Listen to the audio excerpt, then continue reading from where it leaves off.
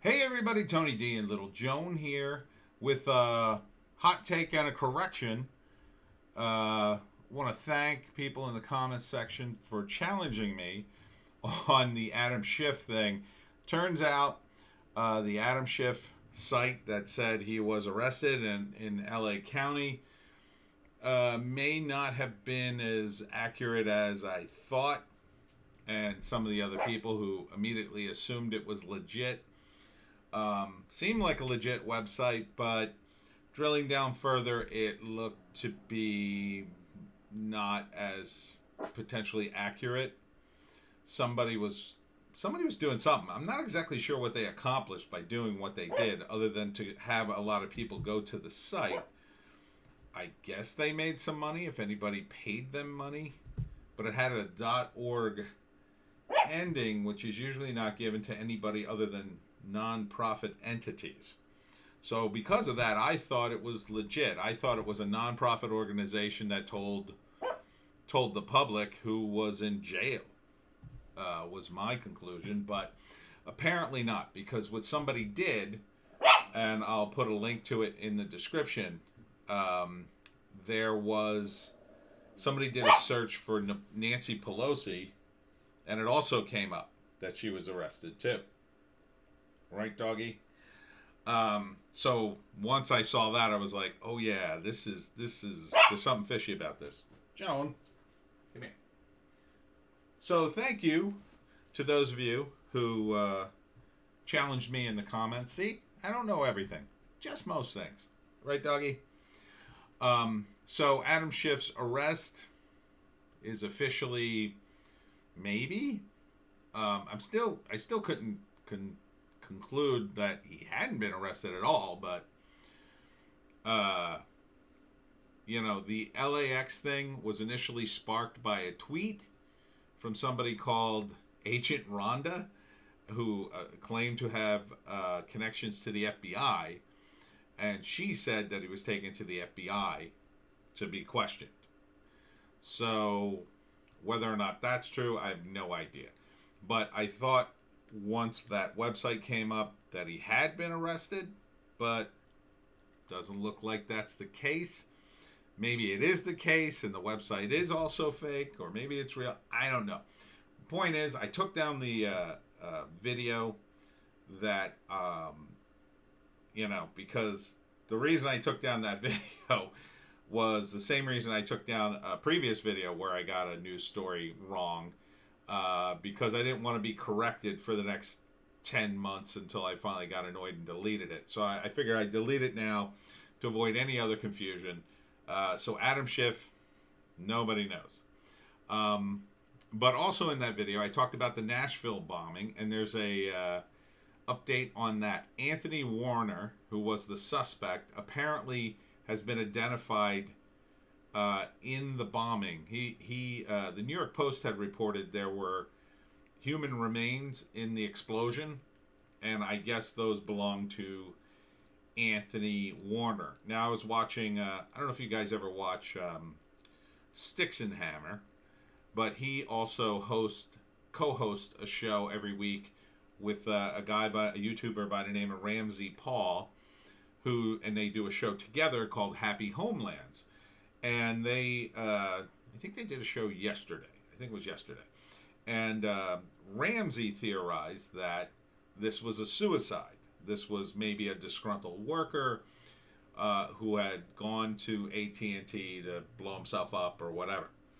That, because they found his remains, that seems to be maybe closer to the case. Seems to be a good guess on Ramsey's part. I think, the fact that apparently he gave away, I saw one report that he gave away 2 houses, but he at least gave away 1 house to a woman who didn't even know she owned the house, just signed it over to her in her name. I don't know how exactly that works, but so that may be an indication of the planning stages of that, if that is in fact what happened. I mean, it's possible that he could be framed, that they picked him for some reason maybe forced him to sign over some papers, knocked him out, threw him in the RV, and then, you know, set it to explode. It's all very strange. The Nashville thing is very, very strange. Some people are tying it into the election because they're saying that there is a NSA hub there, and that some of the election malfeasance may have passed through that hub, and that they may be trying to destroy evidence. I think that's a bit of a stretch. I think if there was evidence there, it would be already gone, number one.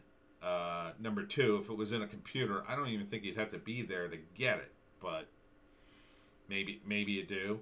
And number three, I don't know if the explosion was big enough to destroy that. You know, it would have had to have, like, destroyed the computers, I assume, or whatever data source held the data. And while it looked like it was a pretty big explosion that blew out a lot of windows, I don't know what that would do to, you know, computers per se. I don't think it would obliterate them. I guess it might damage them, but seems to me they could get stuff off a computer even if it's damaged. So, it's still very strange, but maybe more motive will come out in the days to come. And finally, I talked about Lynn Wood's Twitter, also in the video I deleted. And like I said in the previous video, Lynn Wood, a little bit out there in terms of the QAnon stuff, makes a lot of big proclamations. I'm not sure if any of them have come to pass yet, but he is a lawyer, and he seems to be fighting to keep Trump in power, which I'm all for. Not sure if any of his cases have hit yet, or, you know, created any kind of path to that. But he does cover a lot of stuff related to him and Sidney Powell and their court cases connected to the election. So here they're talking about this guy, Eric Coomer, who is suing now Sidney Powell for defamation. And so this guy apparently bragged on the internet that, I think this was this guy who, he was the one who bragged that, you know, there's no way Trump was going to get reelected, and he had made sure of it. I think that was this guy. I'm almost sure. So, and then, you know, there's a lot of tenuous connection things like this. Wow, a fire at City Blue Imaging in Rochester, New York. Did City Blue print any ballots used in the 11-3 election? If so, would the City Blue fire concern you given Nashville/AT&T explosion, or is it just me? Well, I don't know what he's saying here, but, you know. He's gone after John Roberts pretty hard. And I don't blame him. I mean, John Roberts' reaction to the court cases seemed to be a little over the top. You know, the fact that he was worried about Antifa coming at him. I mean, if you're worried about Antifa and you're in the Supreme Court, or, you know, anywhere in the hierarchies of the United States, that's just weird to me.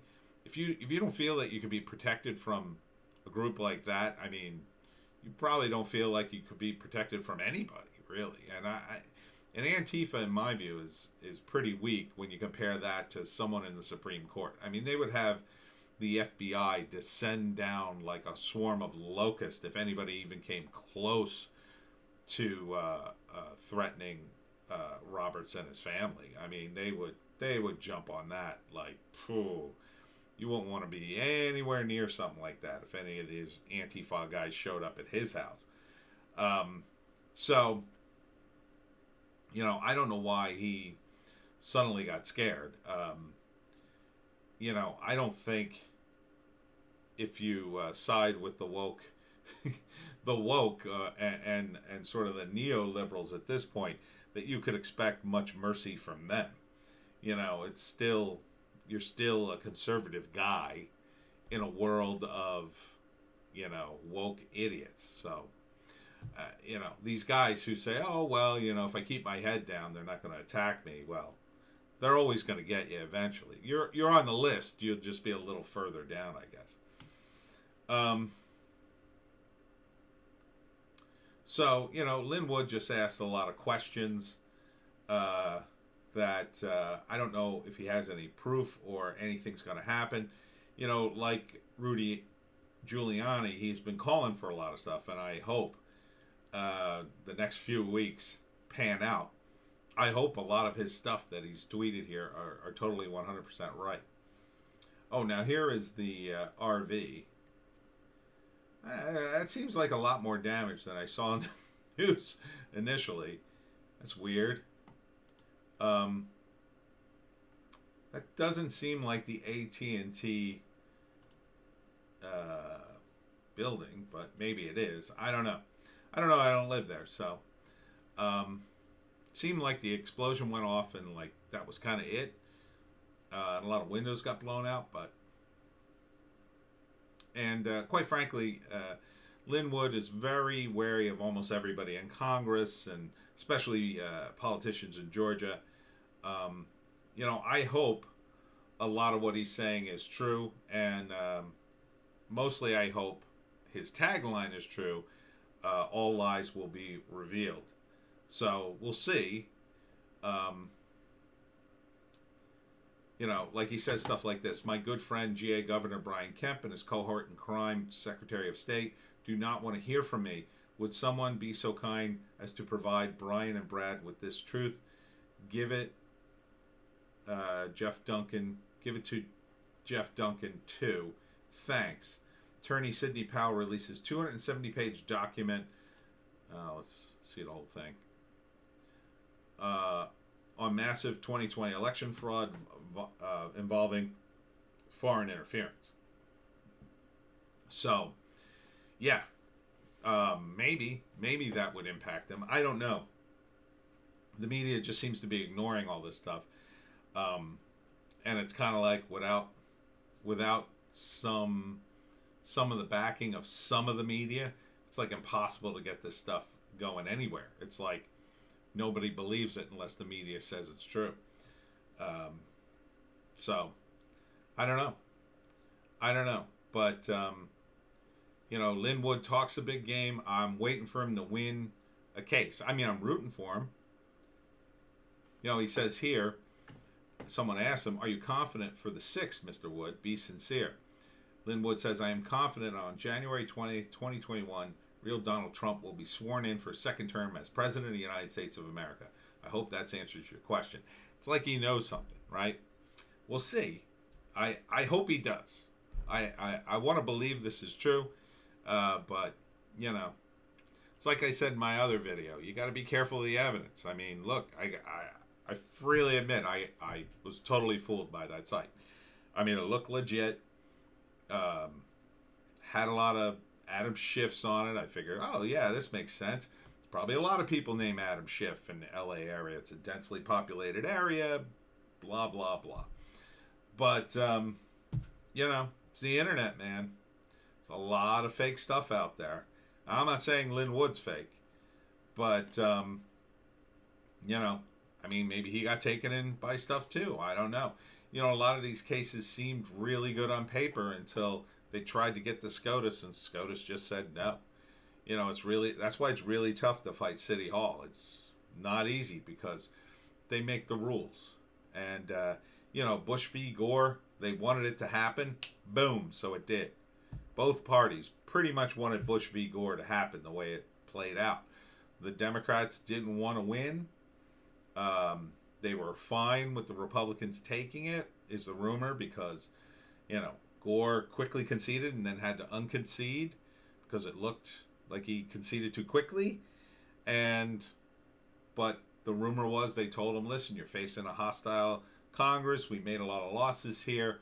Let them take it this year. We'll come back in 4 years and take it. And that's why 2000 kind of shook out the way it did.